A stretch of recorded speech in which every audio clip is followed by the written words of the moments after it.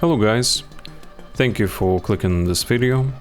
Today you're going to have a deep dive on the ultimate tier list.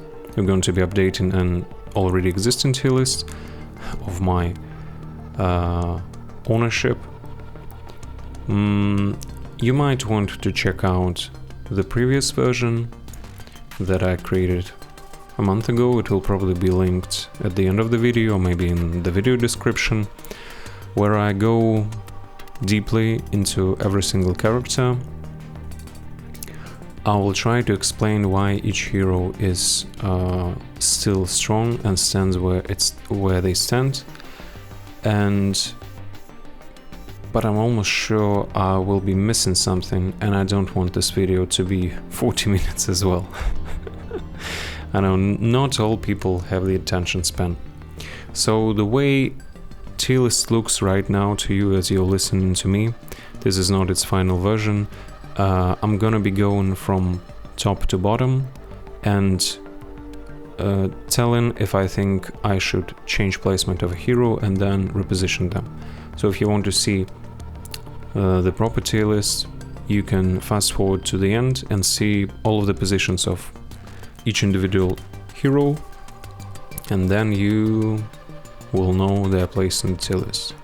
I'm gonna be putting timestamps for every single hero in this video in the description, so you can check out, for example, what I think of Lucan or what I think of Flaxan Leader if you're interested in a particular hero. I highly recommend you watch the entirety of this video to understand the logic of my tier list, where I position each hero, and in general I highly recommend you always look for guides, instructions, tips, etc.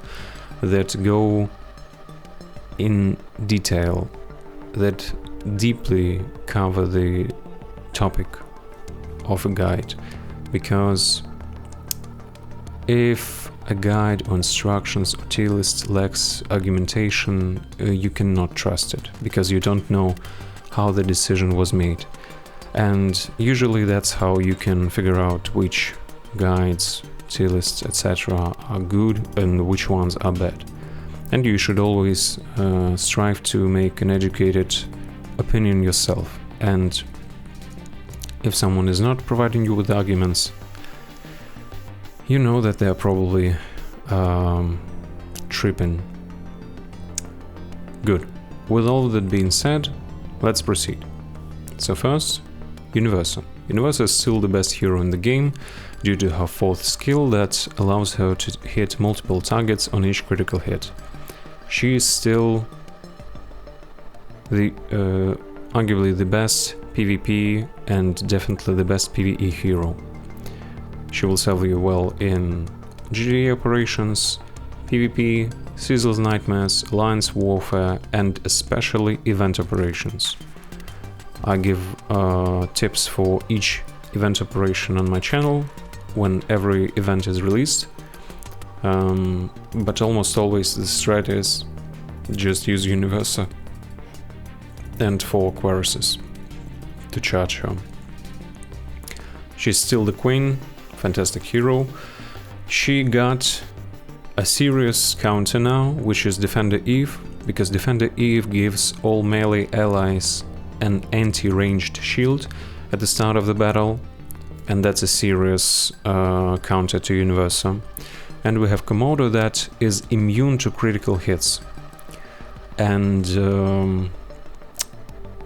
that results in him taunting Universa, and then she hits him, and as long as she's hitting him, she will not be dealing damage to multiple targets, she will just be damaging him. So those are the existing real counters to her. That's very good that we have them, but still, she is the queen of PvE and PvP. Anissa. Now, sometimes I get the itch to move Anissa down, because in PvP she can be easily hard countered by the so-called Weapon X strat, and we got more Weapon X heroes now. It seems like we're getting them day by day. I have the Weapon X video on my channel, you can check it out, but there's a tag where you can one-shot enemy Anissa or an ally if Anissa is present on the enemy team. Still, either way, she's the fantastic counter to any human enemies in both PvP and PvE. And if Universa is a hyper carry that can do all the damage your team needs to be done herself, Anissa is a different beast. She enables her allies to deal massive damage, sometimes x2 damage to human enemies. So this is a hyper carry, and this is hyper enabler, we can call it that way. And we see almost every single new hero. This one, no, this one is not. Robot Lifepod, Capevincible, and many others. Almost all of them get the push or knockback skill, and all of that activates Anissa to do her fantastic blast through skill, with which she massively damages a target, applies bleeding, and severely debuffs enemy healing. So Anissa is still the queen, second best hero in the game. Shapesmith. Shapesmith has skyrocketed in popularity. He can make your team punch up almost to teams twice your power. He is the best healer in the game, and he is arguably the best defender in the game, because he can tank damage and soak damage like no one. I really love Conquest, I really love Allen, but the survivability that Shapesmith has is unparalleled. And he's very useful in GD operations and heavy operations, like this is heavy, well done, foot operations, because he, with his third skill, he can make it so your strong enemies will be hitting each other instead of hitting your team, and they will be killing themselves. Right now he's a menace, and there was only one counter to him, and that was Mark II, because Mark II has Executioner skill, his fourth skill, where he can finish an opponent in half a second if that opponent drops to 25% HP. But you can put Kenzlock on Shapesmith and he will survive that, and you can put Burger on Shapesmith, Boogermount Burger, the artifact, and he will survive that too. And now we have probably a more serious counter, which is Capevincible, because Capevincible can severely debuff his healing. In base form he debuffs it by 25%, but when upgraded he can completely negate his healing. But so should I yes, I should. I want to say that right now Capevincible is small, so we should not be considering him as a real threat, but we all know that there are so many whales in this game. I've seen Seismic Capevincibles already with skills almost maxed out, so I'm shitting myself. Yes, this Capevincible's existence is moving Shapesmith to S tier from triple S tier. Without him, he'd stay in triple S tier, but now he has a real counter that can make him in certain situations absolutely useless. So Shapesmith goes down to S, still the best healer in the game, still.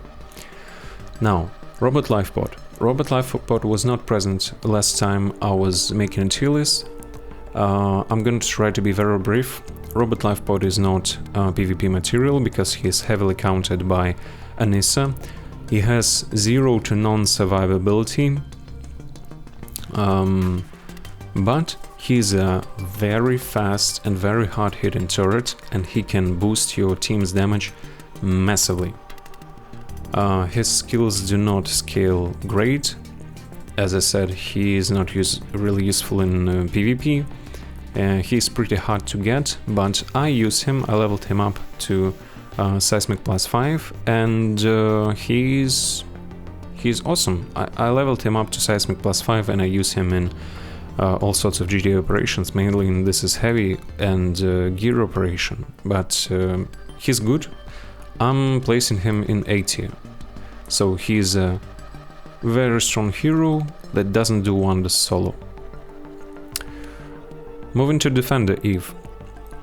It's the next hero that got introduced after my tier list. Defender Eve. So Defender Eve can work like Weapon X. He can one-shot enemies and survive that and heal back from that and deal more damage on top of that. She also creates shields that are indestructible to melee-only teams. So technically she can make it so your Mark II deals his true damage for 12 seconds or 15 seconds when the fight starts. She has awesome CC, she has very nice damage. She is an awesome hero. What I'm gonna do with her? And she is very good in GD operations because she helps the team, yes, but also she... What does she do?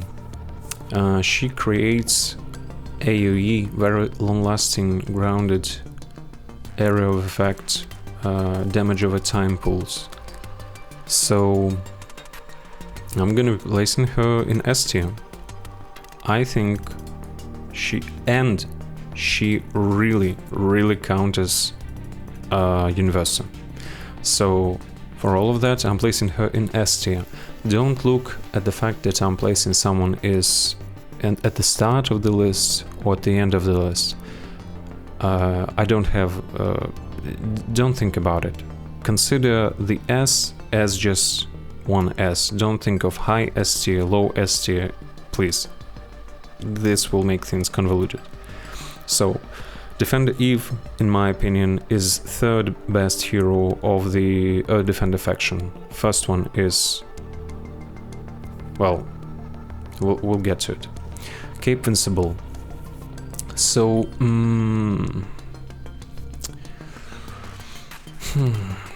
Capevincible, it's very hard to make judgment since today's Saturday and he's been released just yesterday.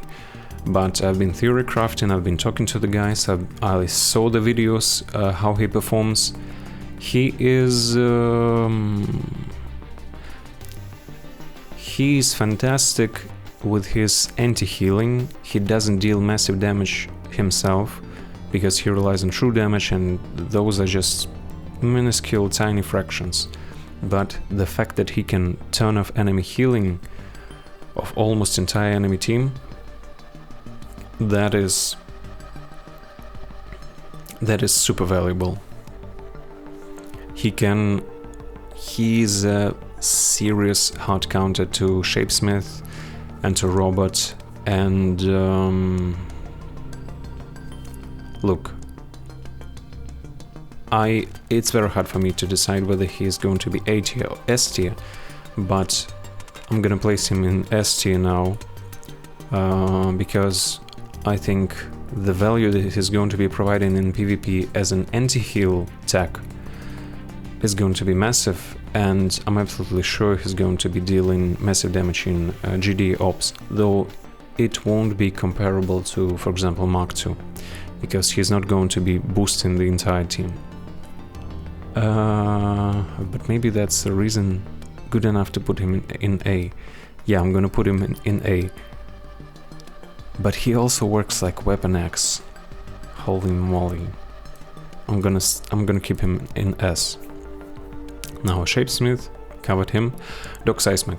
I really wanted to move Doc Seismic down because he's human and he was getting Dookie Dawn in PvP, but he's still a PvE demon, and now he has a totem that creates minions up to multiple copies, and he creates a burning area of effect hell on the ground. So recently I said that there are only 3 real ranged heroes in the game. Hear me out. Universa can damage several heroes no matter how far they are from her. So that makes quote-unquote true ranged damage. Dog Seismic can fly away from almost everyone during the entire battle. Every 10 seconds he can fly away, and he does that. And so that results in him kiting melee enemies. So that's why I say he's a real ranged hero. And Donald is constantly dashing on the ground, never standing in one position, so enemies almost never focus him. They almost always lose aggro from him.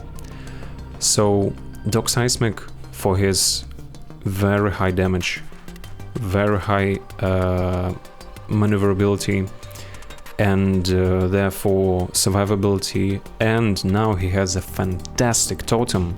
He's staying in S tier. I think with his totem he's going to be such a menace and invaluable in GD ops, because he's going to be creating an area of effect that does more than, I think the number is like 2 or 4 of his attack stat per second. This is insane, insane. Put him in the center, launch a GD op, he's going to farm fools like no one. So he stays in S tier. Conquest. Conquest, undeniably the best bruiser in the entire game, arguably the best tank in the entire game, because he pops immunity shields. Who has immunity shields? Mark II. Red Rush gives it to allies. Mark I. Capevincible. Donald.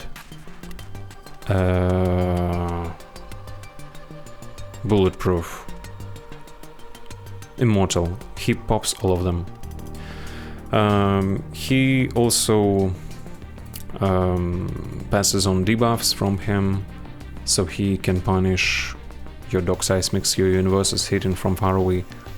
He is the best stat for piece of XP that you can get in the entire game. Absolutely the best bruiser, and in PvP the best tank. Alan is a punching bag, and Conquest kills people. Conquest is also an invader that can get plus 35% attack from Rus, so unbelievable hero. Unbelievable.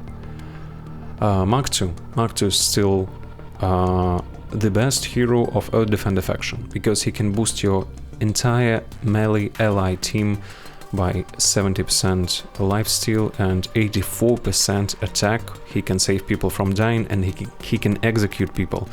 So if Conquest drops to 25% HP, this guy can come and kill him in half a second.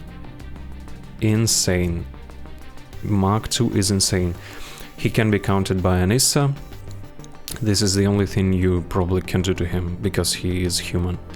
That's why he's not in triple S tier, but he's arguably he's arguably third best PvE hero in the entire game. Rus Livingston. Rus Livingston empowers 1, 2, 3. Those three S tier heroes. He can make them attack 35% harder. He provides insane value in GD ops. He can provide insane value in PvP and in Cecil's Nightmares, especially with that. And he works fantastically in Alliance region farming, so he stays in S tier. He's an awesome hero if you put him in proper team, and insane value, absolutely insane value. He's a little niche, but in that niche he's so strong. Undeniable S tier. Kregg is he's probably the fourth, if not third best hero of the world from Worlds Beyond faction. Battling with Conquest for that. Okay, maybe with Rus. No, with Conquest. Because he creates minions at the start of the battle, and those minions are Thula or Lucan or Anissa, and they get a huge portion of his stats. They can be as powerful as him, as 70% of him. This is insane, absolutely insane. The fight either starts with a taunt or a stun or massive defense debuff, and he empowers all of the insane strong Viltrumites and gives you shields, so he works as both Blitz hero and anti-Blitz hero. Anti-Blitz because he gives massive shields, and Blitz because he gives you immediate stun or defense debuff or taunt. Insane hero, absolutely insane, and one of the most fun heroes in the entire game. Any 5v5 turns into 6v5 immediately, and if his minion dies, he will summon a new one. I can't praise him enough. Alan, look, Alan, I would drop him to A tier, but I still respect him greatly. He's an awesome punching bag, unkillable. He synergizes with Shapesmith and can activate him, and now he has a totem, and now he... pretty good totem, and he now has a new second skill that can make him beefier when he's fighting against Viltrumites. So... but on the other hand we have Shapesmith and Conquest as tanks, and Defender Eve. But he can literally impair your team damage and survivability by 20%. But for that he needs to fight Not of This Earth, and then attackers can remove Not of This Earth allies. Is his value comparable? But he can serve you well, and this is heavy and well done. He'll stay in S for now. He is at risk of moving down to A. To me, he's just a food for Conquest and other guys. Red Rush. Look, Red Rush, his time in the limelight has passed. He is obliterated by Universa's, Anissa's, Kregg's. He can be hard countered by Shapesmith if you attack him in PvP. So you see that, let's say Red Rush is standing here, you put Shapesmith in furthest position, he pulls Shapesmith into his team, and that thing just soaks damage and heals everyone. So Red Rush is really hard counted, and he requires insane, well, not insane, but huge molecular enhancement investment to get better. But I'd rather have Defender Eve on the team instead of him. So he goes down, and not in a good way. But A tier, he's still a very strong hero. Very strong hero, just not super strong. Mark 1. Mark 1 is going to A tier as well. Once again, don't look that I'm placing them here. It doesn't mean that they are necessarily worse than those, or the worst of the A tier. I'm just placing them here. Mark 1, if Conquest exists in the enemy team, this fool just flies and starts hitting him, and just as a result does no real damage to the team. And he gets obliterated by Universa, and because he's human, and he can be one-shot, even though he has immortality skill. In PvP, he's a tickle monster, but in PvE, he's super strong, super strong in foot operations, in everyone who's anyone operation.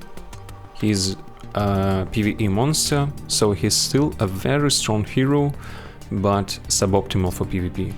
For PvP you need the best of the best. Robot. I wanted to move Robot down to A tier because of how good Shapesmith is now, but now Robot got his totem, and totem allows him to summon a minion just like Kregg, though with much lower stats than Kregg's minion, and without skills and skill upgrades. Still, I think Robot is deserving of S tier. He can serve you well in GD Ops, Alliance Warfare. He's the best duelist against Doc Seismic. And I think he's still super strong. Or is he? Does his value compare to Rus and Kregg and Shapesmith? Not really. No, not really. I mean... No. He doesn't compare. He's not on the same level. He's going down to A. Yeah. He's still very strong. Very, very strong hero. Awesome. I highly recommend using him. Thula. Thula is going down to A tier as well. Thula is a strong hero, but since Kregg exists, Kregg is just Thula on steroids. She's not all that hot now. She's too old. She needs to go. Kregg has everything that Thula has, but more of it. He can spawn Thula, and then he exists alone her. If you have Thula, you can keep using her, for example in GD Ops, but do not invest into her. You rather create or improve your Kregg. So, very strong hero, but not super strong. And those we have already covered. Now going to A tier. Very strong heroes don't do wonders solo. Omniman is not that man. Omniman is now super strong. Now he has a plus 50% critical chance against Viltrumites. And this motherfucker scaled like crazy. He's one of the top 5 best heroes for PvP. Undeniably, absolutely insane. Insane guy. But you need to upgrade his second skill to the max for him to shine. And what else? And that's it. And now he has a totem that will probably be removing all of the negative or positive effects with every single basic attack. So he's like Conquest, but on every single attack. So all of your temporary buffs, all of your immunity shields like Mark 2, Mark 3, her shields, his shield, oh, his shield, doesn't fucking matter. He will just pop them with a basic attack. If that works that way as it's written, I can describe it. And he's the second best stat ball in the game, only rivaled by Conquest. So best stats per same XP investment. He is a beast for GD operations like Well Done, food operations, and this is heavy. S tier hero, undeniably. Moving to Donald. Donald is an S tier hero. He doesn't shine in his base form, he's just good. But with molecular enhancements, investments, he becomes a beast, a hyper carry, a true ranged hero. He's like Doc Seismic on steroids. He's not human, he is highly mobile, he deals massive damage, he deals massive AoE damage. When he dies, he deals massive damage. Insane value in both PvP and PvE. Highly recommend him. This is S tier stuff here, guys. Spider. He stays at A.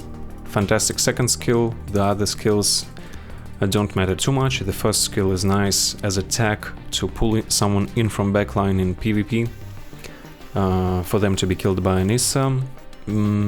Other than that, not much to say. He is very strong due to his empowering of the entire team and the yoink and push to enable Anissa. Other than that, just a strong hero, solid hero, but nothing to write home about.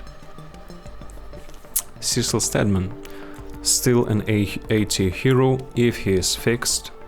His third skill is broken, do not upgrade it if you want to use him in PvE. If he is fixed, he will probably be an S tier hero. In his current state, unfortunately he's just A. He can be very strong in PvP, he can be very good in PvE. but you can't use him successfully in both, because if you upgrade his third skill that he needs for PvP, then he doesn't work in PvE. Powerplex, very strong hero. He stays here. He empowers all of the technologies. He survives a lot, punches hard, but not super strong. Dog, Seance Dog. I'm moving the dog to B tier because I know that he has an awesome kit, undeniably, but he's impossible to get, first. Second, when you get him, he will, first of all, never be on par with the rest of your team, because by definition, all of the other heroes will be so much higher in power and in level than him for you to get him. So he's never enough in neither PvP or PvE. You can barely use him in PvE. So I'm putting him into B tier, which is strong but niche use or comp dependent. I personally would not recommend anyone invest into him. To me, he's just a waste of copies and molecular enhancements. Do not use him as food. Never ever, please. Robot Lifepod covered. All of those covered. Immortal stays here. Awesome Weapon X. Awesome Weapon X. Who will work well with Capevincible and GD Ops. Mauler's one of the best PvE characters, but very underwhelming in PvP. Rex is awesome PvE, underwhelming awesome PvE, underwhelming PvP. His second skill is great. The rest are Battlebeast, still strong. He got a totem, which makes him much better. Well, it makes him better. Let's put it this way. It doesn't make him much better. It's a massive shield, but the problem of Battlebeast, he often doesn't live long enough to use his first skill to get that shield. You get the point. I would not waste World Beyond copies on him. Damien Darkblood, strong hero with niche use, dependent on the comps, isn't particularly useful in PvE, but can be very good in PvP. Not human, not counted by anyone. King Lizard. Now that's change. King Lizard is going to promoting to A tier. King Lizard's second skill buffs your team's defense as good as Anissa can debuff it. So that's an insane defense buff. Insane. He can work very well in alliance warfare, in PvP, for example, if you're facing Shapesmith or any other modern Guardians of the Globe heroes, like who? Like Donald? No, Donald is not. Like Robot,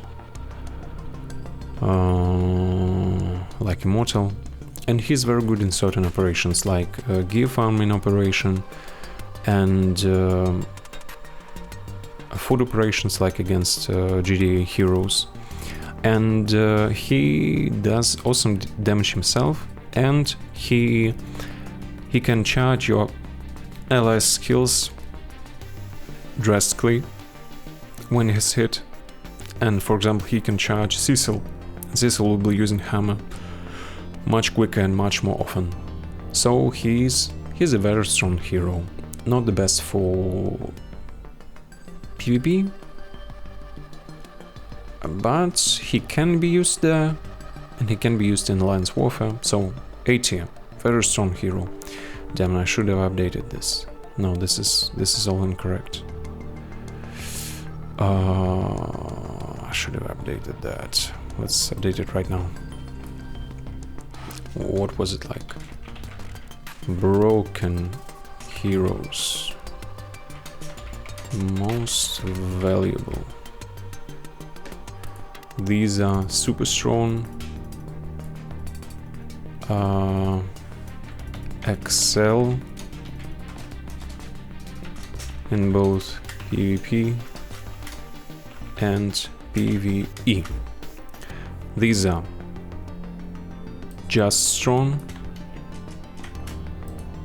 underperform in either PvP or PvE. The rest can stay like that. Komodo is being promoted to A tier. I've seen him being immune to crit hits from Omniman and Universa. I've seen him bring great value. He doesn't deal massive damage. He can be hard countered. He can still be countered by Anissa. Oh, time will tell. It's possible he might move to S tier, but for now, he's super tanky. Well, definitely one of the most tankiest heroes in the game. I'm not sure he's better than Alan or Eve or Conquest, but he's getting there. We'll have to keep looking at him. Lucan is from Worlds Beyond Food. Ever since Kregg got into the game, he's irrelevant, but he's an inhuman defender, so he can work. Don't invest into him, don't build him up, use him as food if you have him. He's a good hero. Strong? This is not strong. This is good. He's a good hero. Atom Eve, I just learned that, and I showed this in my short videos, that she's a fantastic duelist. It turns out that if she's fighting 1v1, her fourth skill, all of those shards will hit one target, and she can solo Anissa in 1v1. We found we found some tags where her damage reflection from her second skill comes in very handy when she runs alone with Rex in the Well Done operation. And she got a totem that is pretty useful, that deals decent damage to enemies and stuns them for a long time, like 2 or 3 seconds. This is valuable. This is, however, still not enough to move her to strong, because in PvP she probably won't live alone enough to bring value, and using anybody else from A or S or triple S tier will give you much more impact. So she stays in B, but she's good. Bulletproof, same. He's a good hero. Along with GDA, Guardian of the Globe's allies, he can be fake main tank because he will have immunity 24/7. He's still a human. If he doesn't get that immunity, he gets destroyed by Anissa. If he gets that immunity, he can be destroyed by Conquest and Nolan with a totem. So he stays in B. Titan got one of the best totems in the game, which can basically deal 40% of his max HP as a bonus damage to his hit. 40% of HP, max HP of a tank is insane amount of damage. But he's still just a human, obliterated by Anissa. He doesn't shine in PvP at all. He can shine in Alliance Warfare. I think he's a good hero, so he stays in B. He's not promoted. Iguana, I don't know. Some people swear by her, but I think those people who swear by her, it's just King Lizard and Komodo hyper carrying her, piggybacking her. I'm not promoting her. In my opinion, in my humble opinion, she is criminal food. For him, for him, for him, for him, and for him. Aquarus, he's a good hero, good in operations, sometimes invaluable in event operations to remove immunity from enemy immortals. Inhuman, so it is not counted by Anissa, but his skills are not great, so he stays in B. Darkwing. Darkwing can be your main damage dealer, because he works a little bit like Anissa, where his crits bounce to a secondary target and deal much more damage than the original target received. But he's still a rare hero, good but niche. Kursk, the same. He's an awesome, probably quickest ranged attacker in the game. He can be very good if heavily invested in, but his skills are underwhelming. Flaxan Leader, he's amazing because he can give you plus 11%, plus 12% more currency, which is invaluable in XP operations, and this is heavy, and in event operations. He's rather slow, he's very, very, very tanky, but he doesn't boost his team and he doesn't deal damage. He just soaks damage, but he does it super well and brings you more resources. He's a good hero with niche use. Seance Dog, I told you. Angstrom Levy. So Angstrom Levy is promoted to B tier. He is good now, because we noticed that in some operations he, as a 5th member for a 4 ranged Mauler team, in some operations he performs better than Powerplex. Developers probably messed something up or shadow buffed something, but he can work very well with 4 ranged Maulers, but only in PvE operations. In PvP, no, he's not good. Melee Mauler, criminal food, underwhelming, no good skills, not toughest to kill, not the hardest hitter. I got nothing good to say about him. Monster Girl is promoted to B tier as well. There's an awesome guy called Lord Jesus. You can find him in the game under the same name. You can find him in the official Discord server. Shout out to him.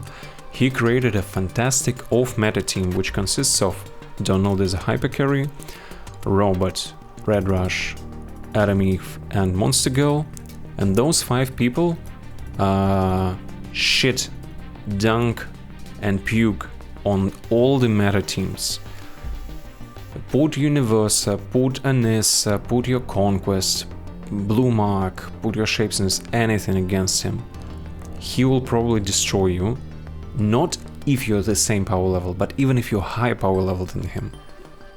The synergies he discovered and enabled with his artifact use are absolutely insane. This is the best of meta team. I even considered making a video about his team once, and I'm probably gonna do it. But in that comp, Monster Girl is a menace. She also got a totem. In my humble opinion, this is almost the worst totem in the entire game, because it heals like what, 12% max HP per minute? This is nothing. But she got a totem, so that makes her slightly better, and we found that special comp. She's good now. She's not bad. Green Ghost, baby, no. You don't do anything. Darkwing too, I've never seen him do anything useful. War Woman, the same. She can remove immunity shields, and that's it. She falls to Anissa like a paper towel. Shrinking Ray, same. Folds like a paper towel. Martian Man, nothing good to say. Oliver, well, I guess, Oliver's getting a promotion. I've seen Oliver being used instead of Omniman in well-done teams, and he can perform well. Really, I'm not kidding. He can be a good hero. But you'd rather make Omniman, Mark II, Defender Eve, and after that you'd rather make Agent Spider, and then you don't have food for Adam, Eve, and Oliver. If you're a fan, develop him. He can be really useful. He's not human. He's a Viltrumite, so all good. Not of this earth, so he synergizes with Shapesmith. It's all good. Good hero. Martian Man duplicate, baby. You're worthless. I don't know. You're zesty in the comics, but in the show, in the game, same. Those two are useful because they charge Donald's critical damage, and only with that. The only reasons they are better than this dude. And those, I got nothing good to say about them. Dookie. This one might be good because he can activate his second skill upgraded to level 11, but he will die in half a second, and will you be using him instead of any other hero? No, man, you're not gonna do that. Same with this. No. Alright, that's it. Thank you very much for watching. We have covered and we have updated the ultimate tier list. Oh my god, if I haven't said that at the start of the video, this tier list considered both PvP and PvE heroes. Looking at it, I might move Alan down to A tier.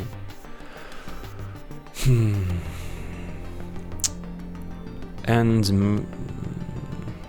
this is the only thing that I might change. Yeah, that's it. Thank you very much, guys, for watching.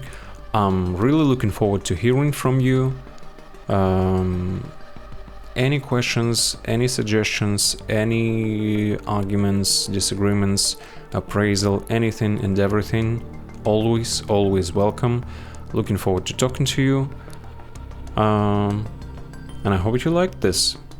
I would highly appreciate if you click the like button, left a good comment, subscribed, etc. I'm only doing that for the community.